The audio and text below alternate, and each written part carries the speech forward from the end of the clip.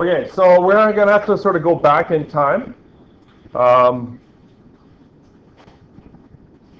to a unit that I sort of skipped over a little bit. I wanted to spend a little bit of time, and I really didn't over the holidays, but I sort of started a little bit. I need to sort of do some improvements to it. So I've started on that, hopefully make it a little bit easier. It's a reasonably short unit. I would expect a test on this to be happening at the end of next week, kind of thing. Kind of a 2 week to 2.5 week, yes, Brandy. And then we'll have to finish up one last unit. We may or may not include one last test at the end. It may just be thrown on the exam. We'll see how that goes. Okay, so as you can see, there's not a whole lot of topics under momentum, although again, there's of course lots of different types of problems. So we will derive the impulse momentum equation from Newton's second law. That's what you're supposed to be able to do. It is probably the easiest formula derivation you've ever seen in your life. I may even put it on the test. That's how easy it is. You will determine the impulse from the area under force time graph. What do you know? I was just talking about that. Once again, this unit includes a find the area under the graph part. Okay, including constant positive and negative force and a uniformly changing force. In other words, the graph could be like that. It might be changing. We will experiment to illustrate the law of conservation of momentum in 1 and 2 dimensions. For sure, we will do it in 2. Get out a big roll of paper, and we're going to crawl around with the little hovercraft thingies and have lots of fun. It's kind of fun. We will, of course, solve problems using the impulse momentum equation and everyone's favorite, the law of conservation of momentum. And there are a few problem types. There are the impulse momentum, which I call FAD equals MAV problems, which we'll talk about tomorrow or possibly the next day, depending on with the exam. Then we will do one-dimensional collisions, both inelastic and elastic, and explosions. So collisions are when two things come together. Explosions are when one thing explodes apart. So one-dimensional, right? Two-dimensional, same thing. Collisions, both inelastic and elastic, and explosions. So things like hand grenades exploding and stuff like that. And we will relate the impulse momentum equation to real-life situations, and I will talk about that at the same time that we do this one here. Okay, so let's jump right in and begin. Okay, so after today, which isn't much time left, you'll be able to define what momentum is and calculate momentum given mass and velocity. In other words, solve P equals mv problems. So before we begin at all, tell me, what does the word momentum mean to you? Let's go with a sort of a sports analogy. Darren, what does it mean if a team's got momentum? They got energy, they seem that the puck's bouncing their way, right? The plays are happening for them. The other team's sort of back on their heels, not sure what to do. That's sort of the sports analogy. If a political analogy, if a candidate's got momentum, it means that they're rising in popularity, right? But what does it really mean scientifically, do you think? It's not easy to define scientifically. No, nothing ever is it? Yes, unfortunately it's hard to define. Now what I've done is I've found so momentum. Have you ever wondered how a karate expert can break a stack of cement bricks with the blow of a bare hand? Or why falling on a wooden floor hurts less than falling on a cement floor? Or why follow-through is important in golf, baseball, and boxing? To understand these things, you need to recall the concept of inertia introduced and developed when we discussed Newton's laws of motion. Inertia was discussed both in terms of objects at rest and objects in motion. In this chapter, we are concerned only with the concept of inertia in motion. There's your definition. Momentum is simply inertia in motion. Objects in motion tend to stay in motion. Big objects are really hard to stop. Right? If you decide that you're going to try and stop a train, good luck. It's really big, and it doesn't have to be going very fast for it to be really hard to stop. Likewise, stopping a bullet, also a challenge, because it's moving so fast. And that's exactly what they say here in the first sentence. We know that it's harder to stop a large truck than a small car when both are moving at the same speed. We say the truck has more momentum than the car. By momentum, we mean inertia in motion, or more specifically, the mass of an object multiplied by its velocity. Momentum equals mass times velocity. There is the scientific definition in a formula format. mass times momentum. Or in abbreviated notation, momentum is equal to m times v. But direction is not an important factor. We can say that momentum is mass times speed, which we will still abbreviate m times v. We can see from the definition that a moving object can have a large momentum if it has a large mass, a high speed, or both. A moving truck has more momentum than a car moving at the same speed because the truck has more mass. But a fast car can have more momentum than a slow truck. And a truck at rest has no momentum at all. And the question at the bottom, can you think of a case where the roller skate and the truck shown in figure 7.1 would have the same momentum? It's that little picture there in between. If you look carefully, you can see a roller skate also right beside the truck. When would they have the same amount of momentum?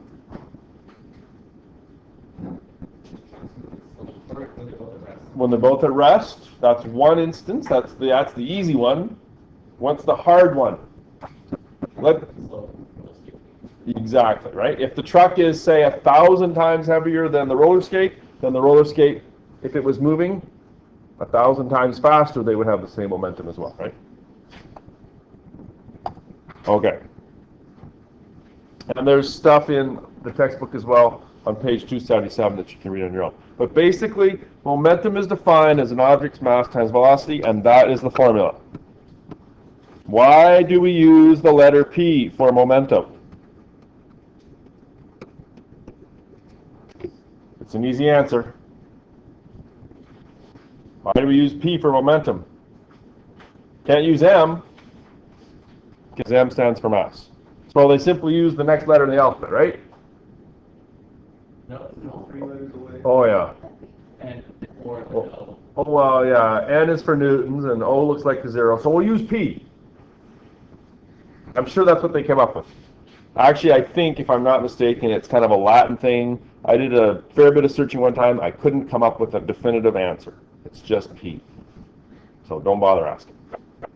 Now, since velocity is a vector, momentum is also a vector quantity, because technically that's a vector, which makes that a vector there. Do you remember the big 4 vector quantities from grade 11?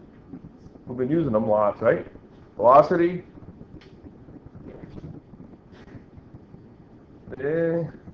displacement, velocity, acceleration, and force. And momentum is sort of the 5th one. I was just going to say that, just like the 5th beetle, the one that no one ever knows about.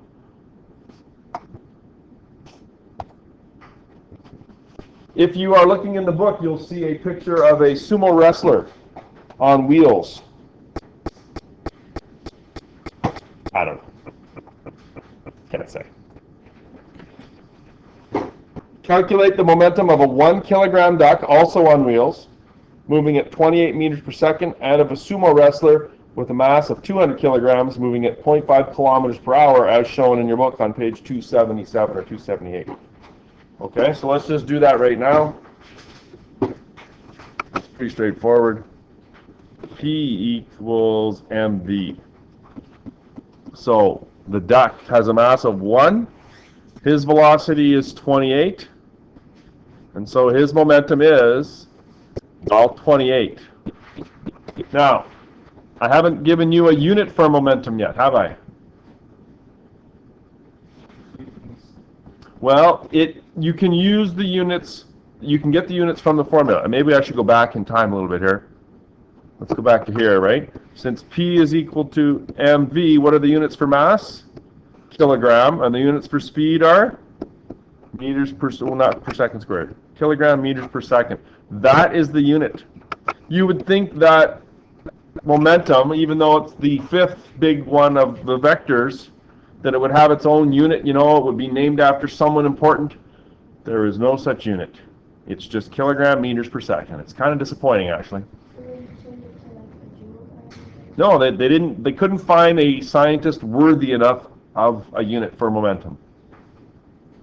You think about all the scientists there are. There's got to be someone. Milton. I don't know. Very disappointing. So yeah, you're going to have to write out kilogram meters per second. Maybe someday the unit of momentum will be named after you, and I'll be able to relate to my students how they once sat in this room. You got 8 years to get that to happen, okay? How much time I got left, so make sure you get that done. Okay, what about the sumo wrestler? Now, did anyone notice something about the sumo wrestler? Kilometers per hour.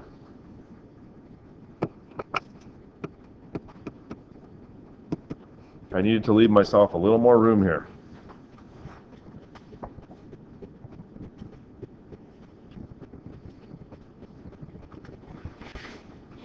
.138 repeating. I'll go .1389.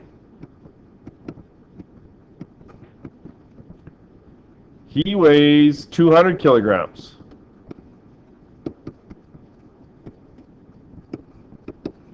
Does anyone want to take a guess what's going to happen? Yep. Virtually the same. Why did they make them work out the same, do you think, Jake? What would be the educational reason for making them the same? Show you that a large object will be very slowly and have the same momentum as a small object going very. Exactly, and by me pointing it out, hopefully that has clarified that for you. So yes, fast-moving ducks and slow-moving sumo wrestlers can have the same amount of momentum. Okay, there are a couple questions about just they're very straightforward. P equals M times B. There's nothing hard about them at all. If I'm going to give you a question like this on a test, what format would you expect to see it in? Multiple choice. I don't need to see how you can write out all that stuff, right? You just need to be able to calculate momentum. The guaranteed multiple choice kind of question. Don't mess it up.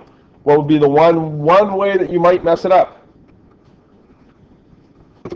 You've got to have the speed in meters per second, and I guess you could also mess up by having the mass not in kilograms. So make sure that you have that.